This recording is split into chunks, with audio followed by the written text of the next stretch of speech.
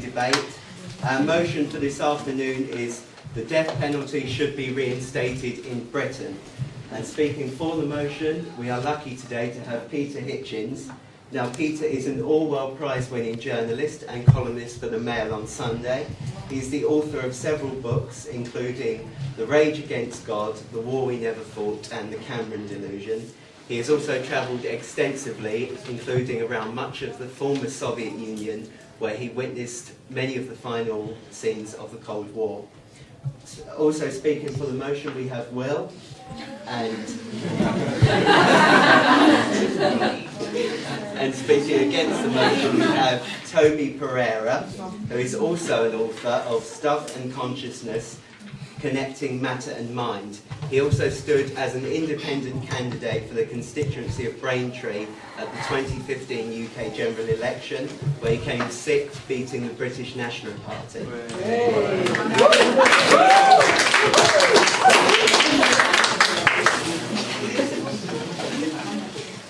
Okay, so I'll just go through the rules of the debate for this afternoon.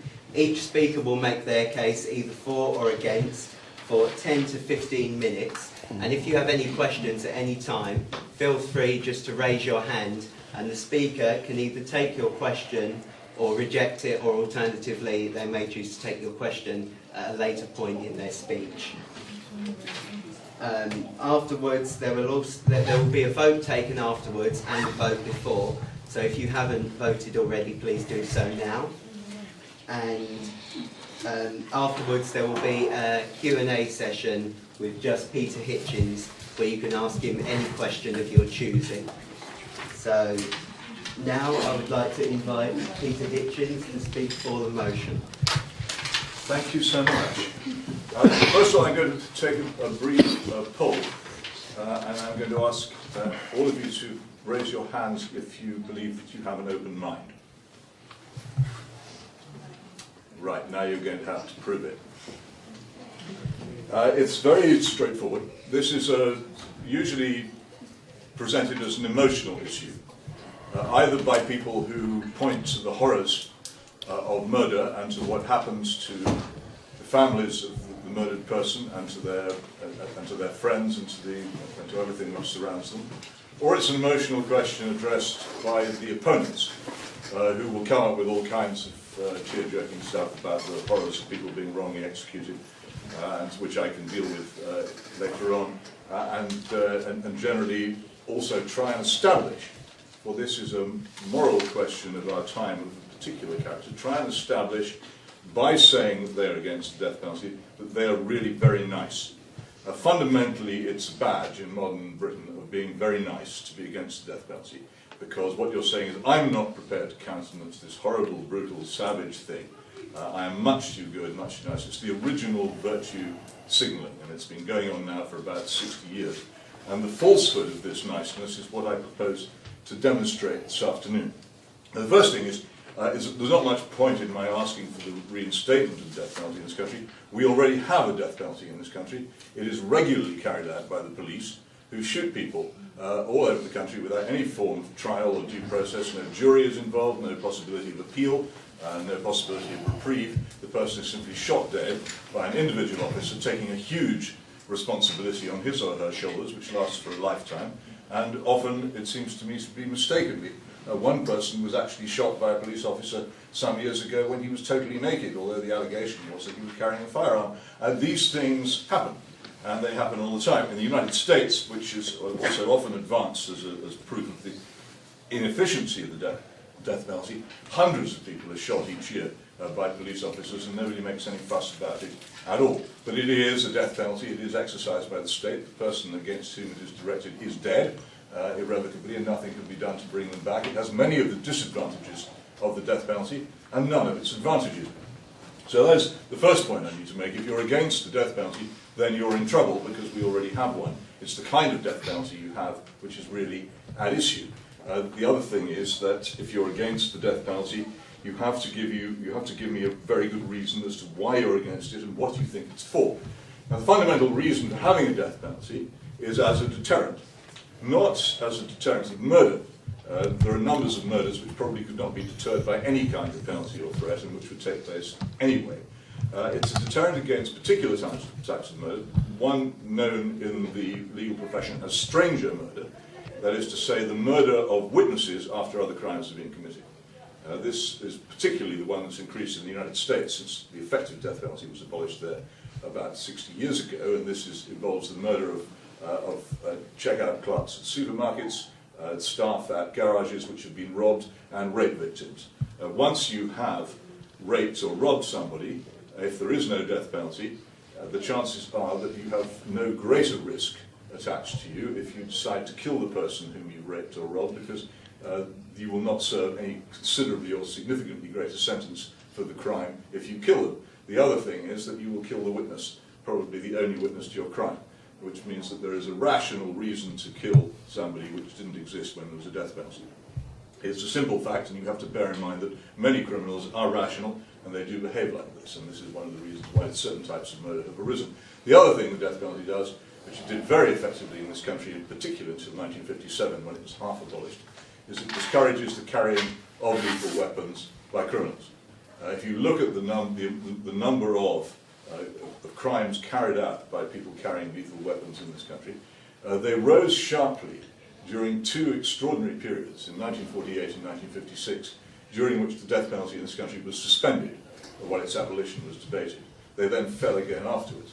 The other thing that you'll find is that although the number of homicides in this country, and the figures tend not to distinguish between manslaughter and murder, the number of homicides in this country has risen quite substantially since the death penalty was finally abolished in 1964.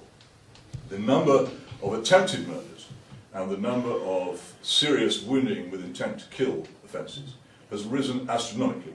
And if it were not for the increasing efficiency and incredible hard work and skill of our paramedics and of our trauma units, our trauma surgery units and emergency rooms, many of those people would be dead. And if we had the National Health Service of 1964, we would have probably a homicide rate in this country in the thousands each year. It is not that people are not committing acts of serious violence anymore, or that those acts of serious violence have not increased. It's that the medical services of this country are saving very large numbers of people who would otherwise have died and whom their attackers either intended to kill or didn't care whether they lived or not. This is what the death penalty deters, and this is what its absence has failed to deter. The other thing which has grown up as a result of it is the thing I mentioned at the beginning, which is the increasing arming of the police. When I was growing up in this country, it was our great boast that we were one of the very few countries in the entire world which had an unarmed police force, and where, in fact, criminals would search each other before they went on bank robberies for weapons, because they were afraid that if any of them used such a weapon during a bank robbery, they would all hang, which was the law until 1957.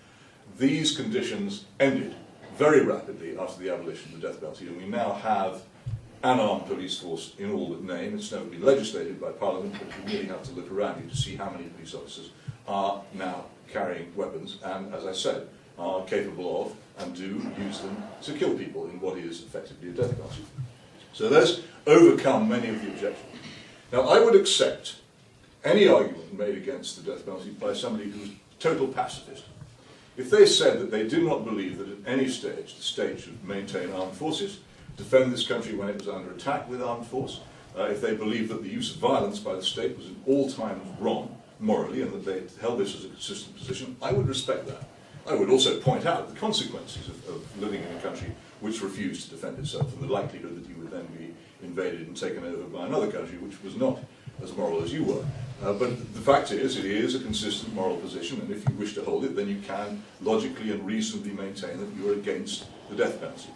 If, on the other hand, your objection to the death penalty is that you don't believe the state should kill people, or that it's a great and avoidable tragedy that the death penalty sometimes kills people by accident, the wrong people, because of false evidence or a wrongly conducted trial or anything of that kind, those are your reasons. They don't actually stand up to logical analysis at all, because you cannot consistently maintain this as an objection to the death penalty. Why not? Well, first of all, as I said, states maintain armed forces with your support. Many of you looking back over recent history will look at some of the wars which this country has fought, and it will depend on who you are, which ones they are. Most people would agree, for instance, that the Second World War against Hitler and the German National Socialists was justified. have to accept that during those wars, people were unintentionally killed as a result of fighting them. People who were innocent, people who we had no intention of killing, but who died anyway, because it is in the nature of any war that people will do so. Even in the recent war in Libya, where we used supposedly super accurate bombing, quite large numbers of children and civilians were killed as a consequence. And what is more, any military expert could have told you at the outset of that war that this would be so. This is not just an accidental possible consequence, it is a certain consequence of engaging in any war at all. So if you've ever supported any war, or if you look back at history and you think any war was justified, you are ultimately sanctioning, because you think it's worthwhile, you are sanctioning the killing of innocent people, because it will happen. So to rule out a policy on the grounds that it will kill innocent people utterly would leave you powerless in so many other areas. There's another area I cited this, which is quite interesting. Most people, I think, are quite used to the fact that in this country we accept mass car ownership as one of the main means of transport. In fact, the country would probably come to a halt if we didn't allow mass car ownership. But it is nonetheless the case that as a direct, predictable result of mass car ownership, hundreds, sometimes thousands of people die each year, wholly innocent. And this is a known policy, and as long as we continue to make a known result, a predictable result, and one which will invariably happen at the beginning of each year, we know it will, and yet this policy is quite happily accepted by people. If you want to make out that you cannot accept a policy which has benefits, because innocent people will die as a result, then you paralyse yourself in so many areas that you simply couldn't move. Therefore, you cannot logically, realistically use it as a reason for saying we can't have a death penalty because people might sometimes be wrongly executed. People are always murdered. Anybody who is murdered is wrongly killed. Anybody who is murdered is innocent. In the past, I think, a dozen years, 10 people have been killed in this country by convicted murderers released on licence, which is, again, the unintended deaths of innocent people as the direct result of a state policy which most people support. So you simply can't use that as an absolute argument against it. You have to return to the fact that is the death penalty justified? Is it justified as a deterrent? Does it keep us safer? Does it prevent people from doing wicked things which they otherwise would do? Does it make this a more civilized and less violent society? Is there any substitute for that? No, there isn't. We've established there is no substitute for it because we've seen over the years when life imprisonment has been offered as a substitute that it hasn't actually worked, that the numbers of homicides, the number of attempted murders, the numbers of serious wounding that attempt to kill have risen exponentially since it came to an end, and we have acquired an armed police force which we didn't want. So simply, straightforwardly, logically, what are you left with? Somebody will raise the question, somebody always does, well, what about, say, the United States? It has a death penalty, it doesn't prevent murder. I would say, and I've lived in the United States, I've witnessed 2 executions in the United States, I would say that the death penalty, to all intents and purposes, does not exist in that country. Most people who commit murders in the United States are never executed. Very few that are executed are generally executed around about 15 years after their crime and they've forgotten what they did. In the state of Louisiana, I think there are several hundred murders a year, which officially has the death penalty. Several hundred murders a year in New Orleans alone. Now, some of you will have been watching the BBC drama series Undercover, in which an attempt, in my view, an almost defamatory attempt is made to portray the state of criminal justice in Louisiana. I have to tell you, there has not been a single execution in Louisiana for years. And the last person who was executed in Louisiana was a child murderer, and he was white. Which brings me on to the next question, which people will say that the death penalty has been unfairly applied to people with black skins rather than people with white skins. Well, that may well be true in the United States. Many bad things happen in that country. I'm all in favour of executing more white people to redress the balance. I am an equal opportunity execution. That is, again, it's an argument against racial discrimination. It is not an argument against the death penalty. So I would hope very much to hear from my opponents in this debate, not the usual boilerplate and cliche, which doesn't stand up to logical or factual analysis, but an actual argument as to why we are in some way safer or more civilized by not having a death penalty, which is, and here I make an absolute condition, there is no conceivable excuse for a death penalty in a country which does not have due process, jury trial, the presumption of innocence, and a free press. And when I say jury trial, I mean that nobody can be convicted except by the verdict of a unanimous jury. Under those conditions, and under no other conditions, could we conceivably have the return of the death penalty. I do not support the death penalty in tyrannies and dictatorships such as China. I do not think that it's supportable in such countries, and I wouldn't begin to do so. I support the death penalty as it was exercised in this country before 1957, and in that era, I have to tell you, it was usually exercised probably no more than 15 times a year at the maximum, and only carried out on particularly heinous murderers. And at that time, we were an immensely more peaceful country than we are now. There was far fewer weapons carried in this country than there are now, either knives or guns. And we had an unarmed police force, a luxury which now seems out of reach, which never shot anybody at all. Thank you very much.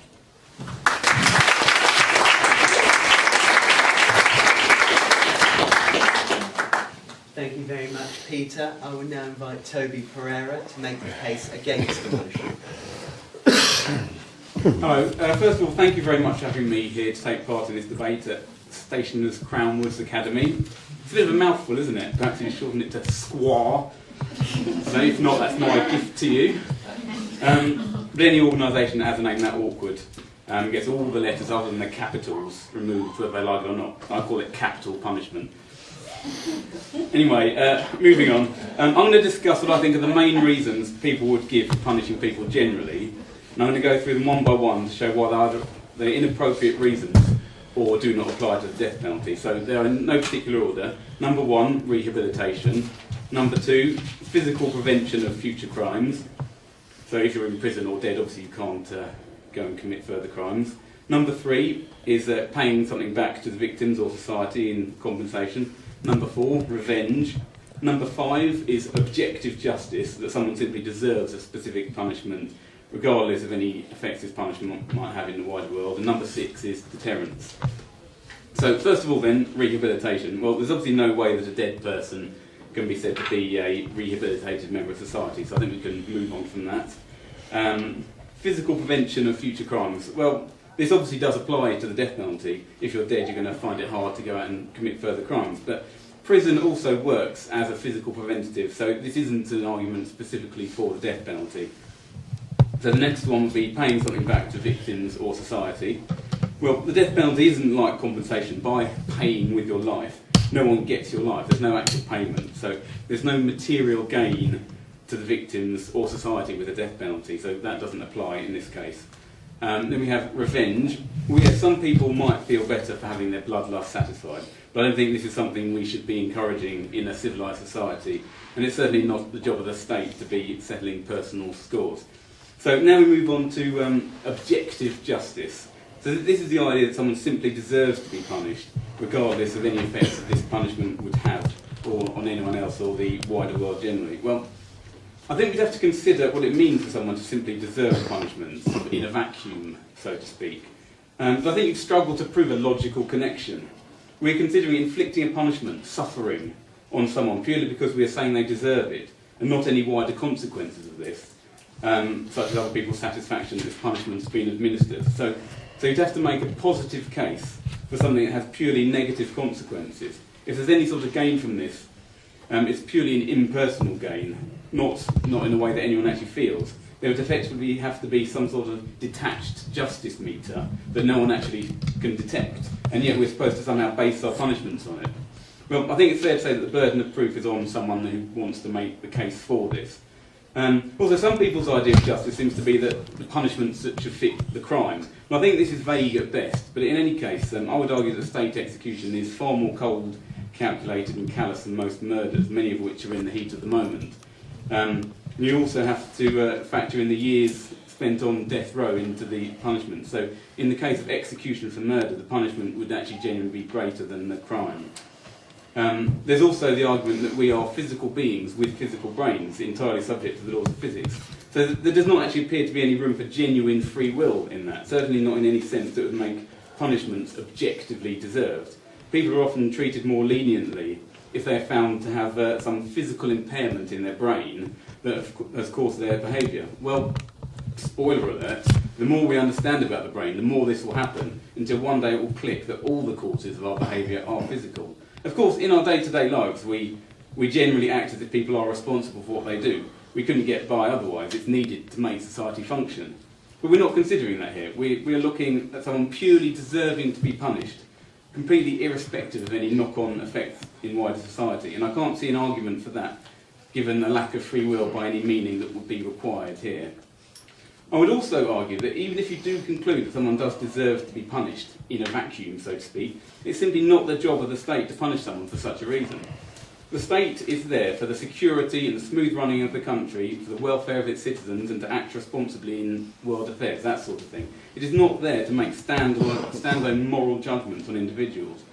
The state does not own its citizens and has no right to impinge upon them in any way that is not directly related to its role of running the country. So it doesn't matter what you think of the person and the crime that they might have committed. This is a logical argument based on the state's legitimate power and the reasons it can use for punishment.